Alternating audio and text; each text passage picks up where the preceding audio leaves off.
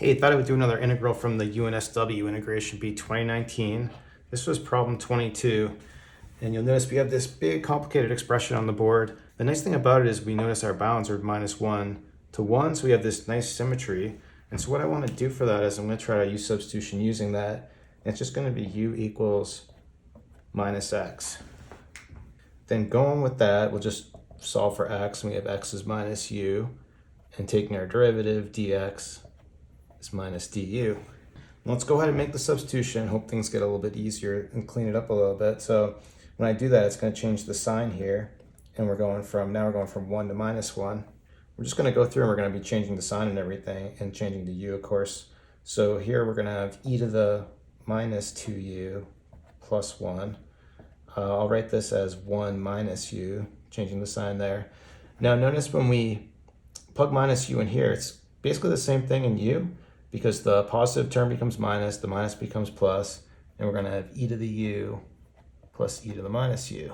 Then in the denominator, we're just going to have minus u, e minus u minus 1. Then I'm going to take this minus sign and bring it out front and use it to flip my bounds, so it's going to put it back to what we had here. And what I'm trying to set up here is we want to add these two integrals together. That's how we usually do it with like a symmetry problem. Okay, but what we want to do is we'd like to get it, we're going to need to get the variable the same. So I think in my next step, I'm going to change the variable back to x, because we can do that with a definite integral. But also we want the denominator to be the same, and we have this, I don't like that that's a minus u, whereas this is positive right here. So what I'm going to do is I'm going to multiply this whole thing by eu over eu. And when I rewrite this, I'll multiply this through, but I'm going to rewrite it all in x. Okay, so distributing in the e to the u here, so e to the u times e to the minus 2u is e to the minus u, but again, I'm going to write that as e to the minus x, because I'm doing my variable change in one step.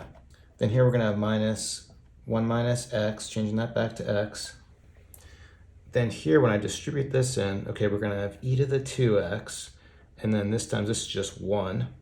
Oh, sorry, I made a mistake. When you multiply this eu in times 1, we need an e to the x right here. So let me put that in here, e to the x. Now the nice thing to notice, okay, this e to the 2x plus 1 here, that's the same as this.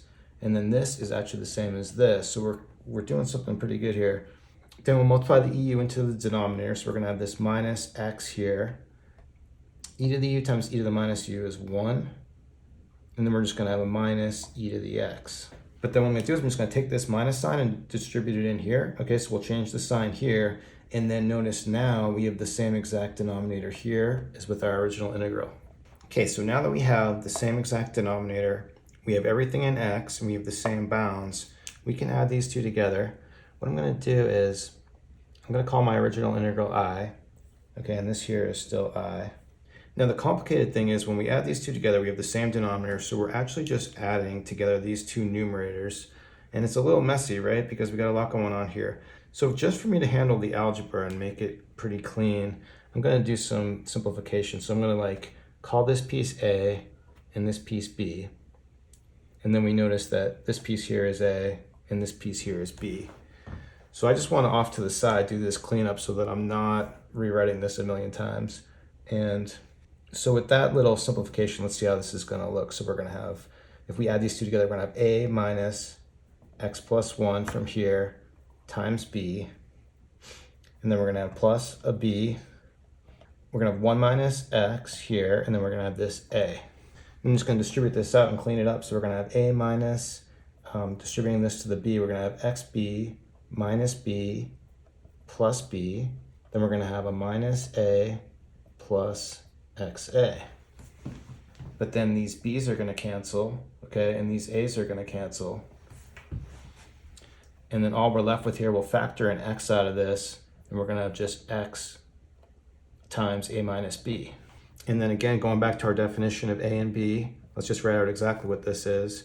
So we're going to have x times our a, we're going to have e2x plus 1 minus, from b, e to the x minus e to the minus x.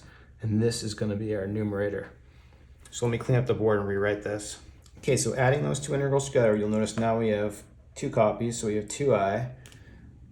This piece here in the numerator, this is just what we got in the last board from adding those two numerators together. So then we get at least this nice cancellation. These x's are going to go away. Now I want to do just a little more simplification with this. Let's do another rewrite. A little tricky factoring here. What I'm going to do is from this term and this term, I'm going to factor in e to the x out. Okay, so doing that, we have e to the x minus 1. And then from this term and this term, what I'm going to do is factor from the 1 minus e to the minus x, I'm going to factor in e to the minus x out here. We're going to have e to the x minus 1 again. So just noticing e to the minus x times e to the x is 1. E to the minus x times 1 is this minus e to the negative x term. So we haven't changed anything. We'll have our e to the x minus 1 in the denominator. But what that allows us to do is get this cancellation, okay, where that's going to cancel with this term and this term. And so now we're just integrating e to the x plus e to the minus x. And of course, that is very simple, so we can finish this off. We'll integrate e to the x and get e to the x, and then we're going to have just a minus here, e to the minus x, evaluated from 1 to minus 1. And this is just going to be e minus 1 over e. Then plugging in our minus 1, we're going to have e to the negative 1, or 1 over e, minus e. But that's going to actually just be 2 copies, e minus 1 over e. Now the great thing about this is we're not quite done. We have 2 copies of the integral, so actually we can just cancel this 2 here with this 2 here, and that's going to give us our final solution. It's just going to be e minus 1 over e. So that's it. Thanks everyone for watching. Have a great day.